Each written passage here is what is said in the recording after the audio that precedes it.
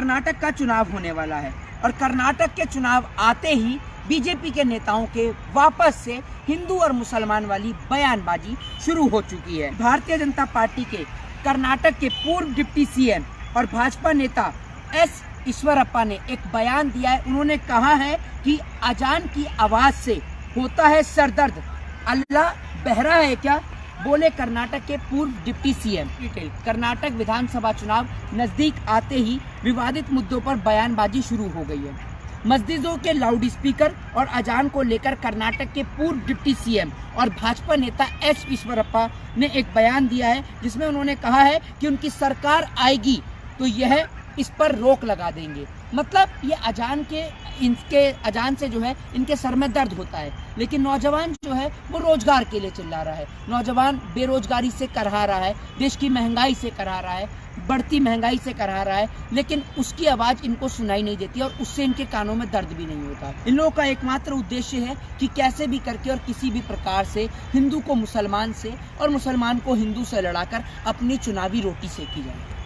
देश के लोग इनकी बातों में आकर आपस में लड़ने का काम करते हैं। देश के लोगों को लड़ाकर ये लोग चुनाव जीतने का काम करते हैं। आज बात करेंगे उन तमाम मुद्दों के ऊपर जिनको लेकर बीजेपी अपनी सरकार बनाती है। भारतीय जनता पार्टी एक बात कहती है कि इनके नेता के द्वारा यही बात कही जाती है कि हम हिंदू राष्ट्र बनाएंगे। बीजेपी के द्वारा ये भी कहा जाता है कि भैया हिंदू खतरे में है, तो अगर हमारी सरकार रहेगी तो हिंदू खतरे से बाहर रहेगा। आज जो देश की तरक्की, प्रगति, उन्नति चाहते थे तो उन्होंने शिक्षा को बढ़ावा दिया। ये लोग नफरत को बढ़ावा देते हैं क्योंकि ये लोग चुनाव जीतना चाहते हैं। ईश्वरप्पा ने शिक्षा पर चर्चा नहीं करी, कर्नाटक के पूर्व डिप्टी सीएम ने महंगाई पर चर्चा नहीं करी, बेरोजगारी पर चर्चा नहीं करी।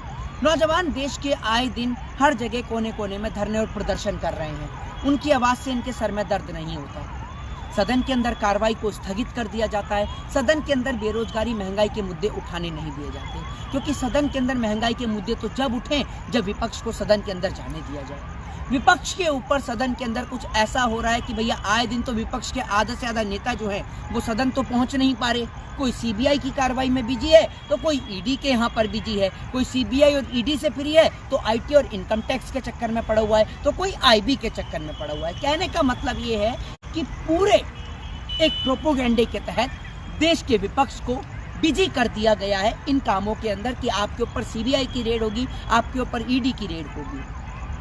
विधानसभा और संसद, जिसको देश का मंदिर कहा जाता है, उसकी दुहाई देने वाले भाजपा के नेता अभी परसों ही विधानसभा के अंदर माइक को तोड़ देते हैं। तो क्या विधानसभा को अपमानित नहीं किया जाता? आप सभी लोग देख रहे हैं कि देश की डेमोक्रेसी की कैसे धज्जियां उड़ाई जा रही हैं। एक ही विपक्ष के लोगों के ऊपर लगातार सीबीआई और ईडी की कार्रवाई हो रही है, लेकिन सत्ता पक्ष के एक भी नेता को गिरफ्तार या अरेस्ट नहीं किया जा रहा।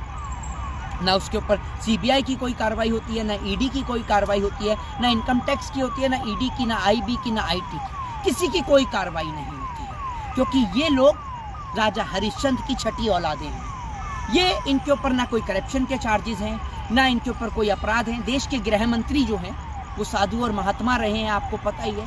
प्रधानमंत्री को भगवान का अवतार बता दिया गया है। उत्तर प्रदेश के मुख्यमंत्री की तुलना भगवान से कर दी गई है। तो आप सोच सकते हैं कि आपके बच्चों का भविष्य कैसे लोगों के हाथ में है। और बड़ा अजीब सा देश है, या बड़ी अजीब सी विडंबना है इस देश की, और बड़ा अजीब सा ये देश है कि घर का नौकर भी रखते हैं तो पहले नौकर की वेरिफिकेशन कराते हैं, पुलिस वेरिफिकेशन कराते हैं, उसके डॉक्यूमेंट्स जांचते हैं, और जब मेंबर ऑफ पार्लियामेंट चुनने के लिए जाते हैं तो जनाब ना तो डिग्री तराशते हैं। प्रधानमंत्री का वोट देने के लिए जाते हैं तो ना उनकी डिग्रियां देखते हैं, ना उनकी क्वालिफिकेशन देखते हैं, बस ये देखते हैं कि हिंदू और मुसलमान इसने कितना कराया है। बड़ा अजीब सा देश है। और उसके अंदर बैठे मत रहिए, कुछ करिए, इस देश के लिए करिए, इस वतन के लिए करिए, इस देश की मिट्टी के लिए करिए। कुछ योगदान अपना इस मिट्टी में दीजिए।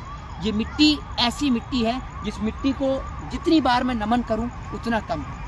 ये मिट्टी हमारे उन पूर्वजों की मिट्टी है। इस मिट्टी के अंदर हमारे उन देश के पूर्वजों का रक्त शामिल है, उनका खून शामिल है, जिन्होंने इस मुल्क को आज़ाद कराने के लिए अपना सर्वोच्च न्योछावर कर दिया। इस मिट्टी को दोबारा गुलाम मत होने दीजिए। कुछ सियासती लोगों के चक्कर में अपने आपसी प्रेम को खराब मत करिए। क्योंकि इस देश को आज़ाद कराने में जितना अहम योगदान हिंदुओं का है, मुसलमानों का भी उतना ही है, उतना ही सिखों का और उतना ही ईसाइयों का भी है। सब ने इस देश को आज़ाद कराने के लिए अपना सर्वोच्च न्यौछावर कर दिया, अपना सब कुछ न्यौछावर कर दिया। आपको याद होगा वो वक्त जब बहादुर शाह जफर के दोनों बेटों का सर काट के रंगून की जेल में रख दिया गया, तो ब्रिटिश ईस्ट इंडिया कंपनी का ऑफिसर उनके पास में आकर कहते हैं कि बहादुर शाह जफर से कि हिंदुस्तान की जो शमशीर है वो ठंडी पड़ गई है। तो बहादुर शाह जफर बड़ी तेजी से जवाब देते हैं, जिसके दो बेटों का सर कटा हो। आप सोचिए उसके बावजूद भी वो क्या जवाब देता है, सुनिएगा। वो जवाब देते हैं कि जब तक गाजियों में बू रहेगी ईमान की, तख्ते लंदन तक चलेगी ये शमशीर हिंदुस्तान की। आपको बता दूं कि जब ये देश चाइना से वॉर लड़ रहा था, उस वक्त हमारे पास पैसा खत्म हो गया था। हमारे पास में जो हमारा सरकारी राजकोष था वो खाली हो चुका था। हमारे पास में बंदूकें और हथियार खरीदने के लिए पैसा नहीं था। उस वक्त हमारी मदद अगर किसी ने करी तो वो मीर उस्मान अली ने करी, जिन्होंने भारत देश को 5 टन सोना दिया। और भारत देश के मौजूदा उस वक्त के तत्कालीन प्रधानमंत्री उनसे उस सोने को लेने के लिए वहाँ पर गए, जिस कारण हमने हथियार खरीदे और तब जाके हमारे देश ने लड़ाई लड़ी, वरना ये देश दोबारा से गुलाम हो जाता। क्या आपको समझाने के लिए इस देश को दोबारा गुलाम करवाना पड़ेगा हमें? क्या आप लोग कब समझेंगे? आप लोग कब लड़ना बंद करेंगे? आप लोगों की ये लड़ाई आप समझ नहीं रहे हैं, इस मुल्क को वापस से गुलाम बना देगी। तो मेरे भाई आपसे निवेदन है, नम्र निवेदन है, हाथ जोड़ के आपसे निवेदन है, आपस में मत लड़िए ना, आपस की इस लड़ाई को समाप्त करिए। मैं कहता हूँ कि मुगलों ने क्या किया या और लोगों ने क्या किया वो भूल जाइए, उन गड़े मुर्दों को मत उखाड़िए, बात करिए आज की चर्चा पर। क्या पता मुगल जो हैं वो पाकिस्तान में चले गए हों या अफगानिस्तान में चले गए हों, उनके पूर्वज वहाँ रह रहे हों, उन पर चर्चा मत करिए। आज की चर्चा करिए हमारे देश के रहने वाले हिंदू, मुस्लिम, सिख, ईसाइयों पर। आज की चर्चा शिक्षा पर होनी चाहिए, देश के डेवलपमेंट, भाईचारे पर होनी चाहिए। रमज़ान का त्यौहार करीब है, होली अभी आकर गई है, फिर ईद भी आएगी। हम लोगों के बीच इतना मतभेद पैदा कर दिया गया है, इतना मतभेद पैदा कर दिया गया है कि आजकल त्योहारों की रौनक भी नज़र नहीं आती है। क्या हम लोगों ने आपसी लड़ाई के चक्कर में अपनी इस दीवार को इतना बड़ा कर लिया? क्या हम लोगों का मतभेद आज इतना बड़ा हो गया कि हम लोग साथ में मिलकर त्यौहार भी नहीं मनाते हैं? तो आप लोगों को इस पर विचार करना चाहिए और अपने बच्चों को शिक्षा के बारे में समझाना चाहिए। उन्हें पढ़ाना चाहिए भीमराव अंबेडकर के बारे में, उन्हें पढ़ाना चाहिए भगत सिंह के बारे में, राजगुरु सुखदेव और चंद्रशेखर आज़ाद के बारे में, महारानी लक्ष्मीबाई के बारे में, सावित्रीबाई फूले और ज्योतिबा फूले के बारे में। उन्हें इन जैसे नेताओं से ज़रा दूर बना कर रखिए, दूरी बना कर रखिए। और देश के नौजवानों को यही कहूँगा कि अपने घर और मकानों से बाहर निकलें, इस देश के लिए, इस कंट्री के लिए कुछ कंट्रीब्यूट करें।